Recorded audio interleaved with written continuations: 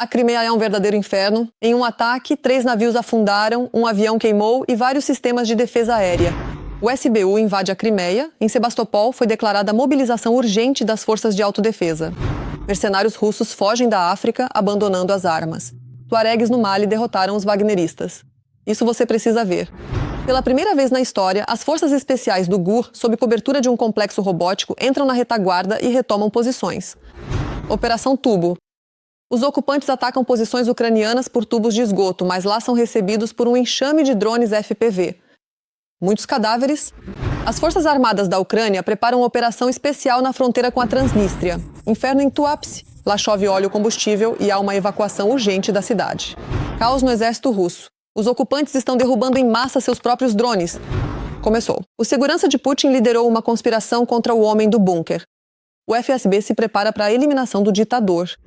Expurgos no Ministério da Defesa russo. Por que todos os generais russos desapareceram de repente do espaço público? Zelensky foi acusado de roubar um quadro de um famoso pintor italiano por 3 milhões de dólares. Putin fecha as fronteiras. Russos estão sendo impedidos em massa de sair via Bielorrússia. Tiros novamente, nova tentativa de assassinato contra Trump. Saudações, meu nome é Katerina Nesterenko e agora falaremos do principal, mas antes deixe o seu like neste vídeo e se inscreva no nosso canal para não nos perdermos mais na imensidão do YouTube. Os ocupantes convocam urgentemente os moradores da Crimeia anexada para defender as cidades. Por enquanto, trata-se de Sebastopol. O chamado governador Mikhail Razvojayev anunciou o recrutamento para o destacamento Sebastopol. Ele se dirigiu diretamente aos locais, dizendo que o grupo está recrutando combatentes. Diz que a defesa da cidade está em curso, estamos protegendo junto com a defesa aérea e a frota do Mar Negro. Esses grupos não são novidade, foram criados em 2023 por ordem pessoal de Putin. Embora pelas estatísticas de ataques na Crimeia anexada, eles sirvam para pouco. Mas diante dos ataques cada vez mais ativos de drones ucranianos, as autoridades de ocupação decidiram reforçar a estrutura. Os resultados são, para dizer o mínimo, muito duvidosos. Por exemplo, a defesa aérea local e essas milícias populares falharam em deter o ataque de drones do SBU na noite de 26 de abril. Como resultado, os drones ucranianos atingiram 3 navios, um avião, um radar e outros alvos militares importantes. Bem, como dizem, o que importa é que a criança se divirta. Para deixar os drones passarem, também são necessárias pessoas. Mercenários russos fogem do Mali. O chamado corpo africano está perdendo posições e os militares locais se rendem aos rebeldes. A estação, os homens de Adrar venceram no posto de gasolina aqui e os homens entraram. Alá é grande, a liderança. Alá é grande. Ah, eles entraram assim. Isso ocorreu durante um ataque coordenado de rebeldes tuaregues e islâmicos, que em 25 de abril intensificaram o confronto com a junta do Mali e mercenários russos. Os rebeldes já assumiram o controle da cidade estratégica de Kidal, no norte do país.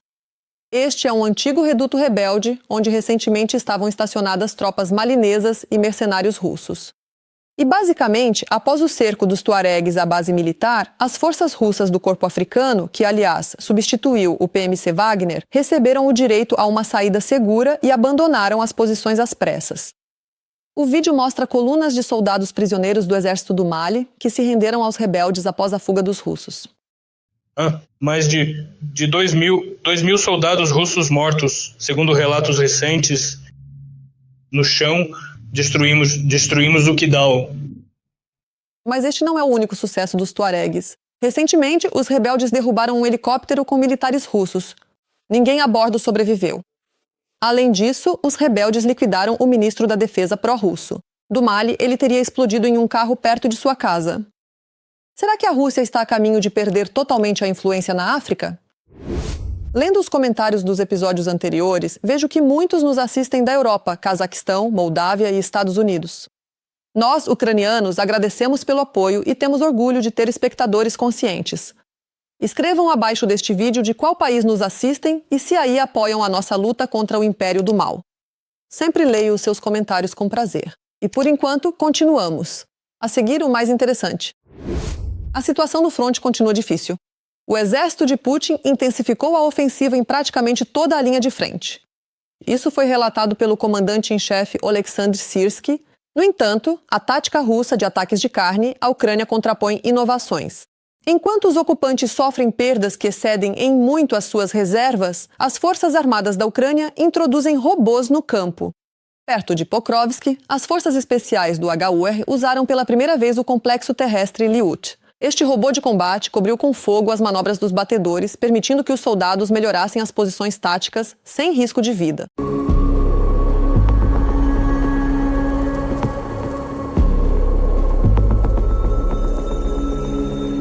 E na própria Pokrovsk, nossos defensores passaram a operar com drones digitais. Na cidade, cada centímetro está sob a mira. Qualquer tentativa dos ocupantes de passar entre os quarteirões é interrompida muito rapidamente. Às vezes, a estratégia russa chega ao absurdo. Na tentativa de romper a defesa ucraniana sem serem notados, o comando russo lançou a Operação Tubo, literalmente. Bem, aqui também tem a Operação Tubo. 1 quilômetro, talvez. Estamos avançando por ele rastejando. Lá vamos nós, vamos. Para cima e para baixo, para cima e para baixo. O que vocês acham que eu e o Andriusha estamos fazendo aqui? Isso mesmo, né? Estamos pegando uma aguinha. Aguinha? Sim. Os meninos russos são enviados para as profundezas da terra, onde a carne de canhão tenta até cavar túneis. Mas nem lá eles conseguem se esconder dos drones FPV ucranianos. Paralelamente, as forças de defesa da Ucrânia estão prontas para qualquer desenrolar na fronteira com a Transnistria não reconhecida. Isso é declarado oficialmente pelo Comando Operacional Oeste. Os defensores relatam que as fortificações neste trecho estão sendo constantemente aprimoradas. Não apenas o exército, mas também a população civil está pronta para a resistência. Os defensores ucranianos garantem que, se os russos decidirem violar a fronteira, terão uma recepção calorosa. Eu não me canso de admirar a coragem e o heroísmo dos soldados ucranianos. Eles mantêm o fronte e enfrentam uma horda enorme que os supera significativamente em número. Por isso peço que apoiem as Forças Armadas da Ucrânia e, se não puderem ajudar financeiramente, deixem palavras de apoio nos comentários. Eu sei que eles estão nos assistindo. Os militares russos derrubam seus próprios drones por causa da bagunça nas comunicações e, para ganhar bônus, os russos fazem seus drones abatidos passarem por ucranianos, colando neles a suástica alemã. Para o relatório, por assim dizer. E isso é dito cada vez mais pelos correspondentes de Guerra Z. Tentando alcançar a Ucrânia, os russos criaram grupos de fogo móveis no fronte, os chamados caçadores de drones. Que porcaria é essa? Por que eu não vi ele de jeito nenhum? Vamos mudar de lugar. Mas em vez de vitórias, o exército russo está um caos de novo. Pela falta de comunicação e coordenação, eles derrubam tudo o que se move no céu, incluindo seus próprios drones. Especialistas militares de propaganda já chamam esse problema de bomba-relógio, prevendo a destruição em massa e desordenada de seus próprios drones. Sensação de fontes anônimas russas. Uma verdadeira conspiração está surgindo no círculo íntimo de Putin. Um grupo de ex-seguranças do Homem do Bunker e oligarcas que os apoiam estariam lançando um plano para tomar o bloco de segurança do país. Como escreve o canal russo VCHKOGPU, esse grupo já está colocando seu pessoal em cargos importantes no FSB, no Ministério do Interior, na Gazprom e na Roskin. E isso é só o começo. Como observa uma fonte anônima, a Rússia atual é estruturada de forma que quem manda são os Siloviki. Detalhes na nossa reportagem. Na Rússia, os preparativos para um golpe de Estado estão a todo vapor. Na verdade, o Putin queria agitação, e agora ele conseguiu agitação. Como mostram as últimas pesquisas de opinião do outro lado da fronteira, os cidadãos comuns da Federação Russa estão cansados da guerra iniciada por Putin, assim como do próprio anão sangrento e de sua loucura. A vida inteira virou de cabeça para baixo. E claro, as pessoas veem e sentem isso. 77% dos entrevistados, de uma forma ou de outra, sofreram cortes de internet móvel em suas cidades. E isso era uma parte essencial da vida. 67% sofreram com o bloqueio de aplicativos de mensagens. Como já dissemos, na faixa dos 18 aos 50 anos, esse número certamente passa dos 80%. Os bloqueios do WhatsApp e do Telegram são o problema mais agudo relacionado à guerra.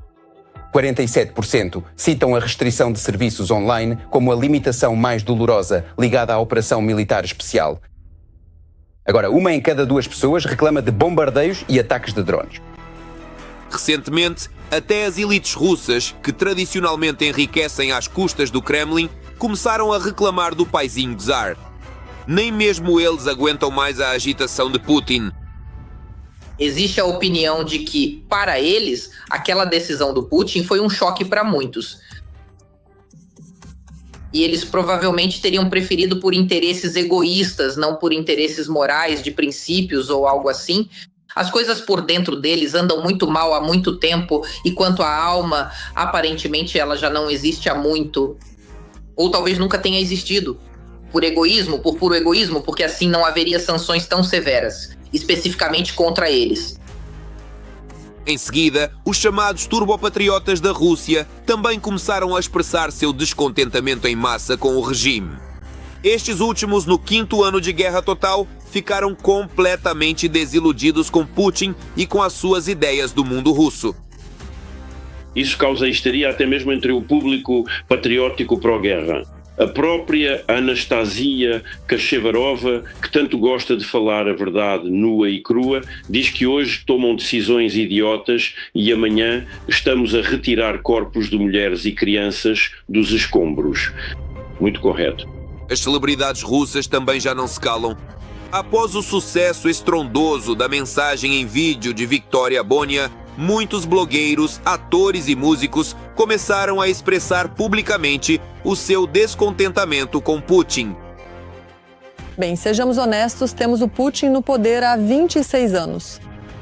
Se a verdade não é falada abertamente durante décadas, não é um erro, é o sistema. Existe uma velha fórmula: o czar é bom, os boiardos são maus. Está na hora de superarmos isso. Além disso, todos, de jovens a idosos, começaram a incitar o público a uma rebelião em toda a Rússia. A tendência de gravar mensagens de vídeo provocativas às autoridades espalhou-se por todo o país. Hoje eu também gostaria de me dirigir, mas não ao Putin, e sim àqueles que começaram a falar. Começaram a expor os problemas que estão a acontecer hoje no nosso país. Muito obrigado a vocês. Obrigado por terem dado o primeiro passo. Por não ser apenas com palavras, mas com ações, porque hoje a palavra equivale à ação e pode haver consequências reais por isso. Vocês arriscaram o vosso conforto para ajudar as pessoas, para lhes fazer chegar a informação. O principal apoio de Putin na Rússia, as forças de segurança e o exército, também lhe viraram as costas. Os generais já não escondem que entregam ao homem do bunker relatórios falsos sobre a situação na frente de batalha para não irritar o ditador mais uma vez. Como resultado, em vez de encerrar a operação militar especial, Butler acredita piamente que tudo corre conforme o planeado. Só que este plano acaba por ser utópico. Claro, tudo isso continua acumulando riscos para ele, gradualmente. E em breve o descontentamento de toda a Rússia com Putin acabará por se transformar em uma revolta nacional, garantem os analistas. Além disso, todos o apoiarão, desde professores e operários até grandes empresas, elites russas e o exército regular.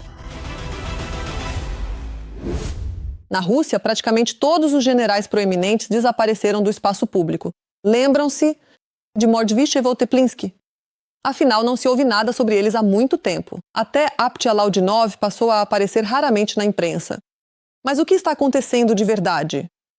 Como escreve o canal do Telegram Kremlin Tabakerka, citando fontes do Estado-Maior, existem 3 razões.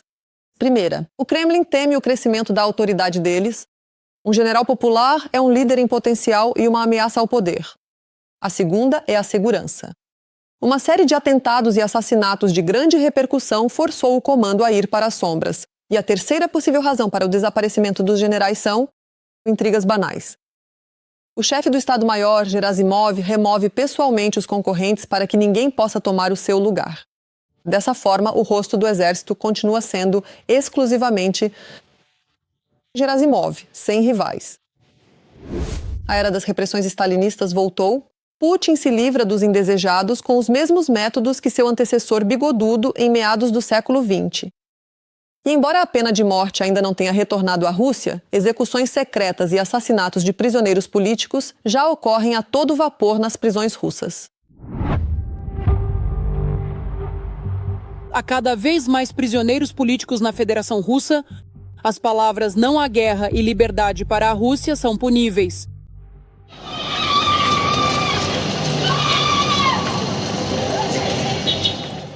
Nos centros de detenção e colônias, é extremamente difícil para eles obter justiça ou mesmo apenas relatar violações de seus direitos. Os ucranianos que foram levados à força para a Rússia e colocados atrás das grades também enfrentam isso. Vemos pessoas exaustas e torturadas que sempre denunciam tortura. Em abril, morreu o prisioneiro político Oleg Tirishkin, condenado a 2 anos de colônia por comentários no VKontakte. Eles afirmaram que a causa foram problemas cardíacos. Esta já é a 3ª morte conhecida de um prisioneiro político na Rússia neste mês de abril. Anteriormente, no centro de detenção de Komsomolsk-on-Amur, tirou a própria vida o artista de 53 anos, Andrei Akuzin, preso por comentários na internet. Após o início da invasão em grande escala da Ucrânia, o artista manteve abertamente uma posição anti-guerra. Em julho de 2022, ele publicou um vídeo com uma marcha militar e a legenda "Não há guerra". Numa colônia em Voronezh, morreu um pregador e blogueiro de 43 anos, encontrado supostamente enforcado. Foi aberto um processo criminal por negligência. Os detalhes não foram revelados. Disse que o pai do falecido não acredita na versão de suicídio.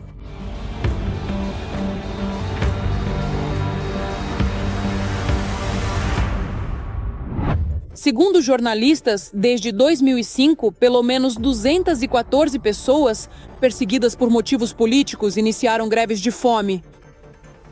No total, foram registrados ao menos 290 episódios e alguns detentos o fizeram repetidamente. Nessas condições, um dos poucos meios de protesto disponíveis é justamente a greve de fome. Sim, é uma medida extrema, mas é como os presos políticos tentam obter justiça. Há várias razões. Por exemplo, falta de assistência médica, pressão da administração, punições ilegais ou envio para o isolamento, mas também existem exigências políticas. Discordância com a perseguição criminal, as ações da investigação ou do tribunal. Absolutamente todos, sem exceção, saíram da minha. Ninguém ficou para trás. Após 2022, o número de processos políticos aumentou. As sentenças tornaram-se mais severas e a pressão sobre os detentos aumentou. Nesse contexto, as greves de fome são cada vez mais vistas não como pressão, mas como desespero extremo. Serei forçada a iniciar greve de fome em 24 de fevereiro de 2026, protestando contra o arbítrio judicial e do Ministério Público em Altai e a total inação dos funcionários. Por exemplo, Alexei Navalny fez greve de fome pela recusa de acesso a médicos durante fortes dores. Estou deitado com fome, mas ainda com as 2 pernas. Estas são as palavras de Alexei Navalny. Em 31 de março, soube-se que o político da oposição iniciou uma greve de fome na colônia exigindo um médico. Nadezhda Tolokonikova protestou contra a jornada de 16 horas na colônia e a falta de tratamento para presos com HIV. Pessoas podem viver anos com doenças crônicas graves que exigem intervenção médica imediata. Mas quando procuram a unidade médica, ouvem o seguinte: isso passa sozinho. Ou, digamos, se você tem problemas ginecológicos, eles dizem: bem, você deveria ter comido menos. E esse é basicamente todo o tratamento. O jornalista Alexander Dorogov queixou-se da falta de tratamento e de cuidados médicos básicos. Alexander Dorogov relata que está há 1 mês com dor de dente aguda e não recebe assistência médica. Toma analgésicos há 1 mês, os rins começaram a falhar. Ele iniciou uma greve de fome. A ativista da Crimeia, Irina Danilovich, foi condenada a 7 anos de prisão por posse de explosivos plantados pelo FSB. A mulher iniciou uma greve de fome devido à piora da saúde e à recusa de tratamento. Em alguns casos, os detentos passam semanas em greve de fome antes que isso se torne oficialmente conhecido. Bem, os funcionários dessas instituições ameaçam com alimentação forçada. Tais medidas podem ser acompanhadas de violência e humilhação. Nas prisões russas, a eficácia das greves de fome é questionável. Muitas vezes, as exigências são ignoradas e a situação dos presos só piora. Uma greve de fome prolongada pode levar a consequências graves. Assim, em 2024, o pianista Pavel Kushnir morreu no centro de detenção. Sua greve de fome só se tornou conhecida após a sua morte.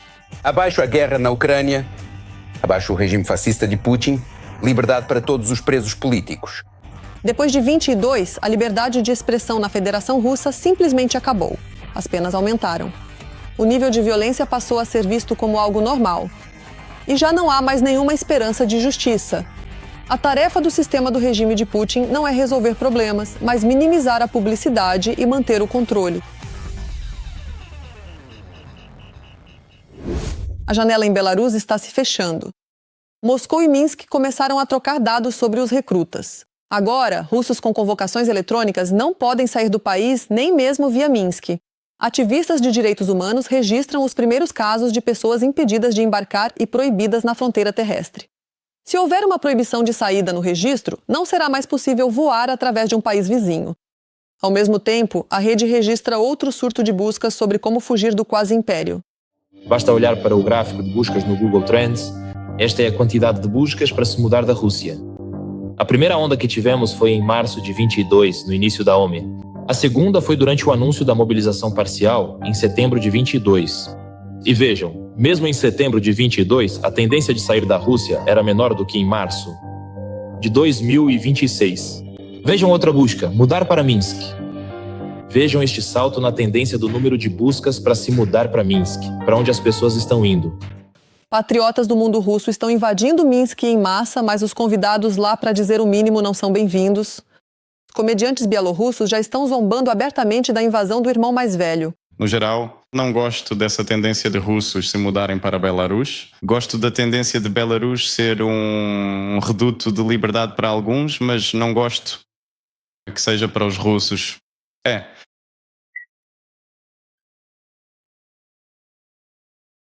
Assim que o barco começou a afundar, os fãs de ontem do regime foram os primeiros a fazer as malas e fugir. Enquanto o Kremlin sonha com novas vitórias na Ucrânia, os resorts russos estão se afogando em petróleo. Em Tuapse e Anapa, em vez das férias tão esperadas, há um desastre ecológico. A cinza ainda não conseguiram limpar na cidade. As pessoas estão sufocando, andam de máscaras. Os trens chegam às plataformas completamente cobertos de óleo combustível. A chuva negra de derivados de petróleo tornou-se a nova realidade para o sul. Os dados oficiais fingem que nada está acontecendo. Enquanto isso, voluntários, manualmente com pás comuns, tentam limpar as margens de Anapa da lama preta viscosa. Mas o mais absurdo é o relatório do governador. O cão fiel relatou a Putin que as praias estão prontas para a temporada e esperam pelos turistas. Vejam, este barril aqui, daqui nós coletamos bem aqui e bem ali. Isso aqui estava um quarto cheio. O resto todo nós recolhemos dessa pequena área aqui. A verdade é que este caos petrolífero é consequência direta da guerra iniciada pelo seu próprio Führer. Enquanto vocês, russos, apoiarem a agressão contra a Ucrânia, a guerra voltará para as suas casas todos os dias. Atentado contra Trump em Washington, houve um tiroteio em um evento com a participação do presidente dos Estados Unidos.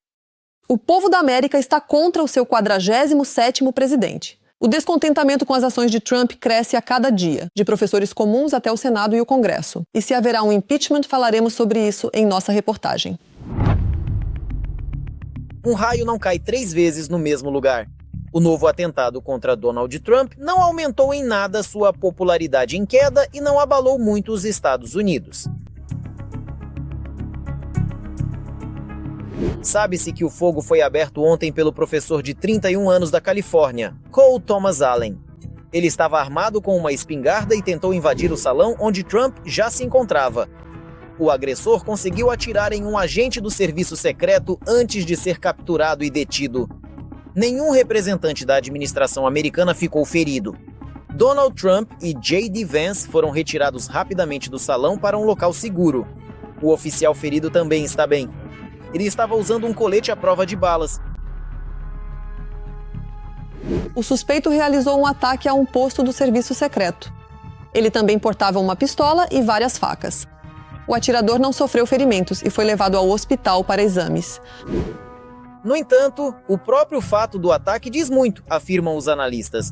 Nos últimos meses, a popularidade do presidente da América tem caído drasticamente. principalmente devido a uma política externa e interna muito absurda. Quando fazem pesquisas com a população, as sondagens já indicam que 55% dos americanos apoiam a ideia de um impeachment de Trump. Mas não haverá impeachment até que sua base entenda que Trump não é, de forma alguma, o que eles precisam. Mas eles nunca estiveram tão próximos desse entendimento como agora. Francamente, o próprio Trump ajuda como pode a chegar a essa conclusão. Opiniões que mudam constantemente, promessas não cumpridas ou, pelo contrário, ações agressivas demais não agradam aos americanos. Um dos exemplos mais recentes é o assassinato de 2 cidadãos que eram contra a política de imigração da Casa Branca. Eles foram mortos, eles mataram. Uma parte dos conservadores se afastou do Partido Republicano. Eram centristas, mas eles dizem, não, por este Partido Republicano, eles são radicais demais e não queremos votar neles. Depois os católicos que compõem 23% do eleitorado, aliás. Além disso, Donald Trump começa a brigar com o Papa, posta fotos suas como Jesus, e o J.D. Vance ainda diz que o Papa Francisco deveria focar em questões morais, em vez de ficar comentando sobre política. Guerra no Irã, tentativas de anexar a Groenlândia, encontro com Putin, desprezo pelo Canadá. Essa é apenas uma parte da lista de fracassos de Trump no último ano. E tudo isso se acumula como derrotas para o Trump. E ele está perdendo nas negociações, o Trump. E o Trump foi quem começou a guerra. É tudo tipo bum, bum, bum, bum. E o que o Trump mais odeia é quando ele é responsabilizado por algo. Por isso ele vai agir assim e já ouvimos ele gritando com o Witkoff, dizendo que o Witkoff passa as informações de forma errada. Ele informou o Trump incorretamente sobre alguma coisa. Enquanto isso, no país do chamado capitalismo avançado, o cidadão comum julga o sucesso do governo pelo próprio bolso, não pela propaganda da TV. E ultimamente Trump não tem tido muito do que se gabar nesse aspecto. Em primeiro lugar, os preços da gasolina, e depois vem todo o resto, e o resultado é um cenário muito triste. Os oponentes de Trump no Congresso também veem esse cenário. Segundo analistas, a estratégia dos democratas hoje será frear as ideias de Trump, sendo a principal delas dobrar o orçamento militar do país. Os democratas ficarão felizes em fazer tudo o que puderem agora para colocar obstáculos no caminho do Trump. E se isso significar um impeachment ou negar verbas a ele, acontece que, quando um presidente é impopular, até membros do seu próprio partido começam a questionar: será que precisamos mesmo disso? Ultimamente, muitos também têm reclamado da idade do líder americano. Neste verão, ele já estará entrando na sua 9ª década de vida. A confusão em suas declarações também é atribuída, em parte, à sua idade. O que o presidente diz em um período de 24 horas costuma ser contraditório. Ele meio que se isolou em sua própria realidade, onde as negociações estão ótimas e tudo vai bem. Mas a outra realidade, na qual não só todos nós estamos, mas o Irã também acabou entrando nela conosco. Porque agora parece que confiamos mais no que o Irã diz do que no que o nosso próprio presidente diz. Tudo isso leva os analistas a crerem que Trump não terminará o seu mandato na cadeira da presidência. J.D. Vance é considerado o candidato mais provável para assumir o seu lugar. A propósito, o vídeo de hoje do ataque do atirador reforça essa teoria. Por algum motivo, o serviço secreto correu primeiro para salvar Vance e só depois foi até Trump, derrubando o idoso presidente no caminho. Milhões no cartão Bugatti e agora também pinturas. A propaganda russa lançou uma nova notícia falsa sobre o presidente da Ucrânia. Todos eles espalharam ativamente o suposto vídeo de pronunciamento de Volodymyr Zelensky. À primeira vista, é um pronunciamento comum, mas os criadores de fakes do Kremlin adicionaram ao fundo uma natureza morta muito interessante. A pintura de Paul Cézanne, Natureza Morta com Cerejas, avaliada em cerca de 3 milhões de euros. O hit falso foi disfarçado como uma reportagem forjada da BBC e quase acusaram Zelensky de roubar a tela. A pintura foi realmente roubada na Itália em março de 2026. E no material falso afirmaram que a obra de Cézanne teria sido supostamente dada ou talvez vendida pela máfia. Obviamente, a BBC nunca exibiu tal reportagem. A France 24 e a Euronews decidiram investigar essa sensação. Ambos os veículos estão certos de que o vídeo é pura farsa. O mesmo foi declarado pelo gabinete do presidente da Ucrânia e pelo Centro de Combate à Desinformação. Na verdade, o clipe baseia-se num pronunciamento noturno real de Zelensky de 19 de janeiro de 2026. O presidente diz as mesmas palavras na mesma ordem. Só uma coisa não bate. A pintura ao fundo. Na realidade, atrás de Zelensky está uma tela do artista ucraniano Andriy Chebotaru, retratando o Monte Demerde na Crimeia. E agora o principal. De onde vem a origem dessa farsa? 3, 2, 1... Correto, da Rússia. A Euronews associa a propagação desta desinformação ao grupo russo Matryoshka. E a France 24 afirma que o grupo Storm 1516 está envolvido no vídeo falso sendo ligado à inteligência militar russa, o GRU. Com esse sucesso, logo veremos histórias de que Zelensky comprou uma ilha ou uma nave espacial. O mais triste é que ainda há pessoas que acreditam nesses contos de fadas do Kremlin. Os russos se deram mal de novo com essa farsa. Caro, mas muito estúpido. Isso é tudo. Deixe o seu like neste vídeo e não se esqueça de se inscrever no nosso canal Ucrânia Hoje para não perder os próximos episódios. Até a próxima!